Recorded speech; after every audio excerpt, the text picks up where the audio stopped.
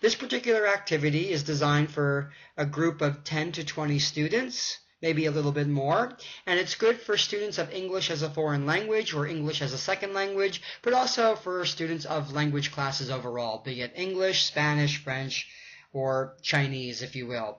This activity is designed to stretch the vocabulary of students, to work on language acquisition, to practice vocabulary that students already have, and it also promotes creative thinking and writing narrative descriptions.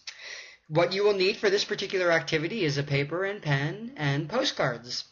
First, what you will do is you will distribute postcards either to individual students if the class is small or to groups of students if the class is large, and you will have the students examine these postcards as you describe them. You will also then proceed to talk about the letters that accompany these postcard pictures, and you will talk about the format. Now, you might need to scale down the vocabulary you use to describe these postcards because you might be dealing with students who are at a low intermediate level and who might not be able to understand all that you're saying. So you'll have to get a feel for your class and adjust accordingly. Once you've described the postcards, then instruct the students to write their own letters based on the postcards that they have, keeping in mind the format that you have already discussed.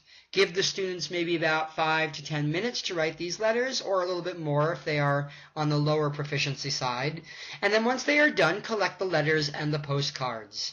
Once you have all of the postcards and the letters returned, number the postcards and alphabetize the letters, or do the reverse. Alphabetize the postcards and number the letters. Once you have done this, redistribute the letters to different students, hopefully to students who have not written the letters that they will receive.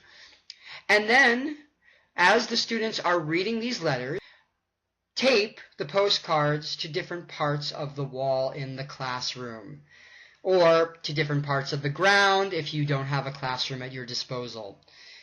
Give the students maybe about 10 minutes to read, or a little bit less, obviously 5 minutes give or take depending on the level of the student.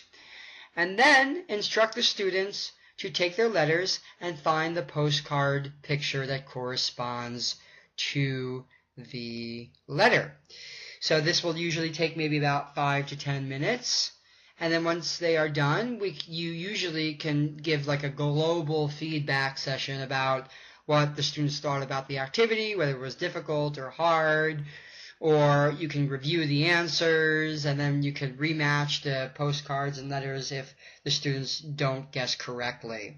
Now, one criteria I do give for this activity is that the students, when they're writing their letters, have to write in the first person, meaning that they have to use the word I, the subject I, and they also have to write as if they are actually at the place that they are looking at. So, for example, if we look at this Palm Springs postcard, I, as the student, might write something like, Palm Springs is beautiful because there are many palm trees and there are many beautiful cars that are different colors, and the sky is always blue and there are always clouds floating around, and so on and so forth. This makes it easier for students to guess which letter corresponds to which postcard. So that is definitely one stipulation you want to make sure you enforce within this activity, just to make it flow a lot more quicker and easier. Bye for now.